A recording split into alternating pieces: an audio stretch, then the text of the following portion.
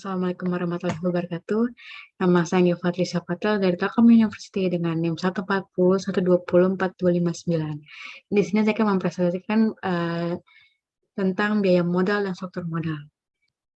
Sebelum masuk ke biaya modal, kita pasti tahu dong sekarang tuh perkembangan bisnis sudah semakin ketat dan persaingan bisnis juga semakin tajam, sehingga di sini tuh mengharuskan perusahaan untuk unggul dalam berbagai bidang tertentu, kayak seperti contohnya tuh teknologi, sumber daya manusia, dan produk yang dijual. Nah, untuk mencapai itu tuh perusahaan juga membutuhkan investasi yang besar dan pendanaan yang besar. Dan untuk mengatasi ini tuh perusahaan mencari nih berbagai sumber pendanaan yang besar sehingga membuat investasi yang baru. Lalu apa sih itu biaya modal? Nah, biaya modal ini itu adalah biaya yang harus dibayarkan atau dikeluarkan perusahaan untuk mendapatkan modal yang digunakan untuk investasi perusahaan. Nah, biaya modal ini diperlukan untuk membuat proyek penganggaran modal. Nah, dengan metrik biaya modal ini yang digunakan oleh perusahaan juga secara internal untuk menilai nih apakah si proyeknya ini tuh proyek modal sepadan apa enggak dengan pengeluaran sumber daya. Nah, terus keseluruhan dari biaya modalnya ini tuh dia berasal dari biaya rata-rata tertimbang dari semua modalnya kan. Nah, secara luas sebagai biaya modal rata tertimbang atau bisa kita ketahui dengan sebutan weight average cost of capital atau WACC. Nah, WACC-nya ini tuh modal tertimbang dari berbagai sumber modal sesuai dengan komposisinya masing-masing.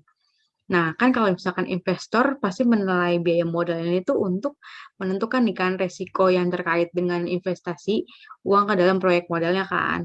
Nah, dengan begitu investor juga bisa menilai nih pilihannya mereka dan membantu keputusannya juga dalam keputusan penganggaran karena kan bisnis itu kan harus memutuskan apakah suatu proyek ini tuh bermanfaat sebelum memulai apa enggak kan bermanfaat atau enggaknya. Nah, biaya modal ini kan juga diukur dari rate of return dari investasi dengan asumsi tingkat risiko dari investasi baru sama dengan resiko aktif kita yang dimiliki. Nah, untuk memperoleh modal ini, pembisnis juga harus membayar nih biaya seperti biaya bunga, dividen, dan angsuran pokoknya. Nah, sedangkan biaya modal ini terbagi menjadi dua macam, ada individu dan keseluruhan. Nah, biaya modal individu ini tuh biaya modal dari, utang perniagaan, modal dari utang jangka pendek, modal dari utang wesel, modal dari obligasi, terus biaya modal laba bertahan, dan biaya modal dari penggunaan saham preference. Nah, sedangkan kalau misalkan, biaya modal secara keseluruhannya ini, itu biaya yang dihitung biaya yang dihitung itu adalah biaya modal rata-rata tertimbang dari seluruh modal yang digunakan atau bisa kita sebut WACC tadi kan. Nah, lalu, untuk mendapatkan modal itu dari mana? Nah, itu bisa diambil dari hutang, terus saham preferen, saham biasa, bisa juga dari laba bertahan untuk membiayai investasi perusahaan ini kan. Nah, biaya modal ini tuh mengacu, pada biaya modal tertimbang, atau biaya sumber dari pembiayaan, tuh.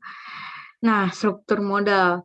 Nah, sebelum kita masuk ke struktur modal ini kan kita pasti dasar dari untuk memulai bisnis itu pasti masalahnya tentang uang gitu, tentang modal gitu kan. Kayak misalnya bisa kita simpulin kalau, misalkan suatu organisasi nih mau mulai bisnis, membutuhkan 1 miliar. Apakah si pemiliknya ini tuh harus menginvestasikan 1 miliar juga? Nah, itu kan semua tergantung dari struktur modal organisasinya kan. Nah, lalu apa sih itu struktur modal? Nah, struktur modal ini tuh jumlah utang dan ekuitas yang digunakan oleh perusahaan untuk membiayai aktivitas operasional dan pembelian aset perusahaan. Nah, struktur modalnya ini itu tuh dia mengacu pada pengguna hutang dan ekuitas perusahaan sebagai sarana untuk membiayai operasi dan membeli aset. Nah, hutang sama ekuitas ini tuh dia kan terbagi menjadi dua, Kak. Nah, hutang ini tuh dia, pendanaan dari pinjaman bank atau dari si kreditur. Nah, kalau misalkan ekuitas itu dia investasi yang diperoleh dari pasar permodalan. Nah, struktur dari permodalan ini tuh, berarti komposisi dana suatu badan hukum yang meliputi modal yang disumbangkan oleh pemiliknya. Nah, modal yang diperoleh melalui pinjaman atau bentuk lain dari penyertaan modal yang membantu entitas untuk menjalankan operasi dengan lancar selama tahun berjalan atau periode waktu. Atau dengan kata lain, kita bisa sebut nih, struktur modal ini tuh sebagai metode di mana keuangan untuk perusahaan dikelola. Nah, struktur modal ini tuh sangat membantu nih dalam memahami kesehatan keuangan yang saat ini, kayak profil resiko dan kapabilitas dengan strategi, investasi atau aktivitas tertentu gitu loh. Nah, terus kayak mengapa sih investor ini tuh perlu mengetahui model perusahaan? Nah, yang pasti utamanya kan dengan memahami struktur modal ini perusahaan juga dapat berguna dalam menentukan jenis layanan keuangan yang mungkin mereka butuhkan sekarang atau di masa depan. Nah, atau alasan utama yang bisa kita ambil atau bisa kita ketahui itu tuh kayak untuk menilai perusahaan mereka atau memprediksi nih dampak keuangan kewajiban yang ada pada perusahaan di kemudian hari nanti gitu. Lalu selanjutnya struktur modal penting banget nggak sih dalam pengambilan pengambilan keputusan nih? Nah, jawabannya pasti penting dong. Nah, karena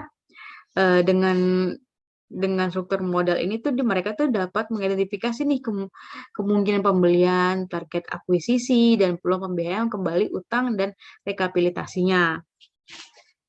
Nah, dengan begitu kayak misalnya kayak pemberi pinjaman dapat menggunakan informasinya tentang kayak struktur modal untuk mengidentifikasi perusahaan dengan tingkat leverage yang rendah yang mungkin ingin mengambil lebih banyak utangnya kan.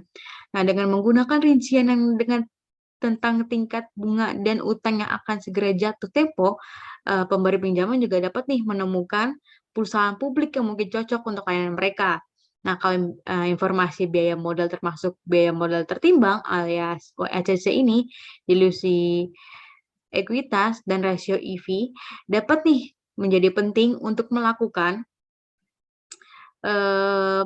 analisis keuangan dan menginformasikan tentang strategi M&A gitu loh.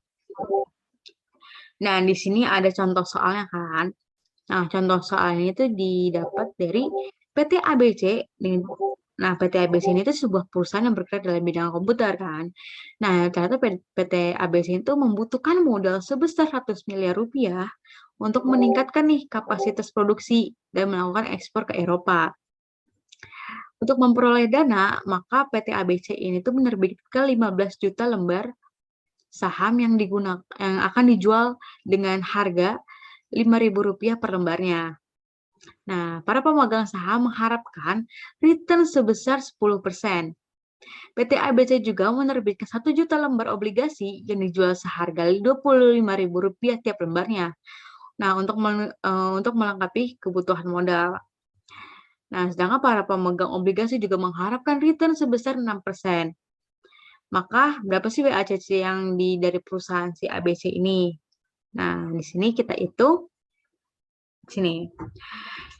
Di sini kita kan bisa ketahui dong dari soal tadi kalau misalkan perusahaan ini kan ternyata butuh modal kan 100 miliar. Nah, karena itu si perusahaan menerbitkan 15 juta saham seharga 5.000 per lembarnya dengan return sebesar 10%. Lalu juga si perusahaan juga menerbitkan 1 juta lembar obligasi seharga 25.000 per lembarnya. Nah, dengan harapan tingkat pengembalian itu sebesar 6%. Nah, dari data-data tersebut, kita buat nih proporsinya, dari proporsi saham sama dari proporsi si obligasinya. Dan di sini kita hitung, yang pertama-tama kita hitung proporsi si saham ini dengan cara 15 juta lembar dikali 5.000 per lembar tadi, Kak. Nah, itu didapat seharga 75 miliar atau bisa kita persenin sebesar 75%. Dan itu kita bisa dapat nih proporsi dari sahamnya sebesar 75%. Lalu proporsi obligasinya kita bisa hitung dengan 1 juta lembar dikali 25.000 per lembar, itu tuh kita bisa dapat sebesar 25 miliar, atau kita bisa persenin seharga 25%, dan itu kita bisa dapat nih proporsi obligasinya sebesar 25%. Lalu bagaimana sih cara kita mengetahui WACC-nya ini? Nah, WACC-nya ini tuh didapat dari proporsi saham dikali dari return ditambah dari proporsi obligasi dikali sama tingkat harapan pengembaliannya. Dan kita di sini bisa dapat datanya dari data tadi, yaitu 75% dikali 10% ditambah 25% dikali 6%. Dan kita bisa dapat sebesar 7,5% ditambah 1,5%. Dan hasilnya itu sebesar 9%. Nah, akhirnya kita bisa ketahui dong dari contoh soal tadi, kalau misalkan si perusahaan ini ingin menginvestasikan Rp10.000, maka si perusahaan ini harus bisa mengembalikan minimal sebesar 900.000 per tahunnya kan. Dan dari contoh soal tadi itu kita bisa tahu kan kalau si perusahaan itu ternyata menggunakan dua opsi pilihan pendanaan dan pendanaan perencanaan mulai dari pendanaan obligasi atau dan pendanaan si saham ini kan. Nah, dilihat dari tingkat pengembaliannya ini tuh ternyata tuh pendanaan obligasi ini tuh relatif lebih baik karena dapat mengurangi si cost of capital tadi. Namun pendanaan melalui saham ini tuh cenderung lebih mudah untuk menarik si investor kan, karena likuiditas dan tingkat pengembaliannya berpotensi lebih tinggi bila dibandingkan dengan tingkat pengembalian sahamnya.